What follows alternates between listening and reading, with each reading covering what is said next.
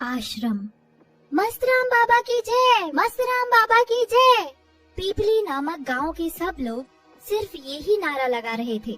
दूर दूर से लोग आ रहे थे और मस्तराम बाबा के आश्रम जा रहे थे। ये सब देखकर सोनिया अपनी पड़ोसन विमला से कहती है, दीदी आप सब लोग कहाँ जा रहे हो?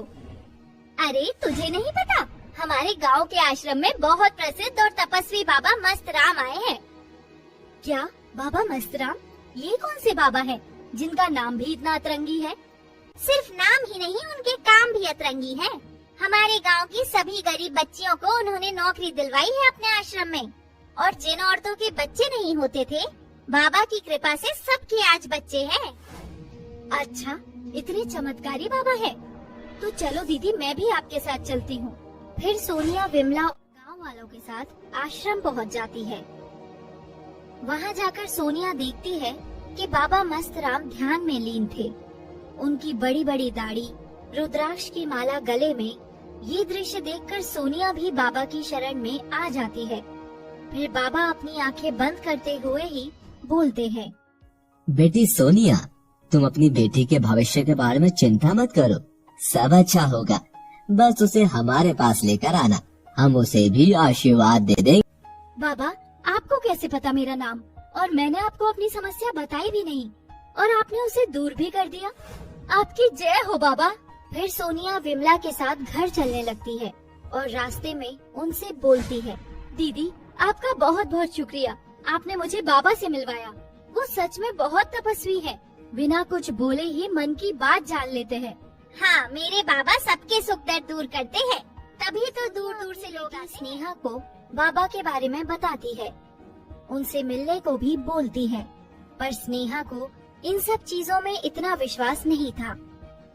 फिर भी वो अपनी माँ के कहने पर वहाँ चली जाती है। दोनों आश्रम में पहुँच जाते हैं और बाबा स्नेहा को आशीर्वाद देने के बहाने उसकी कमर पर गलत तरीके से हाथ लगाते हैं। स्नेहा को ये बिल्कुल पसंद नहीं आता और वो वहाँ से गुस्से में चली जाती है। घर पहुंचकर इससे पहले स्नेहा कुछ बताती, उसकी माँ उसे बहुत डांटती है। ये क्या तरीका था स्नेहा, तुम ऐसे वहाँ से क्यों आ गई? बाबा क्या सोचेंगे हमारे बारे में? उनका इतना अपमान मैं बर्दाश्त नहीं करूँगी। तुझे कल ही उनसे माफी मांगनी होगी। पर माँ, पर वर्क कुछ नहीं, चलना है मतलब चलना है, समझी? अगले दिन फिर से सोनिया अपनी बेटी को लेकर बाबा के पास पहुँच जाती है। बाबा इसे माफ कर दो, इससे गलती हो गई, ये अभी नादान है।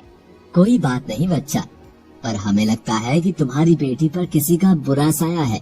इसे कुछ दिन आश्रम में ही छोड़ दो, हम सब सही कर देंगे, वरना इसकी मृत्यु निश्चित है। मुझे कोई खतरा नहीं है और तुम जाओ यहाँ से, ये मेरा हुक्म है। फिर बाबा के सब चेले और सुरक्षा कर्मी चले जाते हैं, सिर्फ बाबा और अनोखी रह जाते हैं।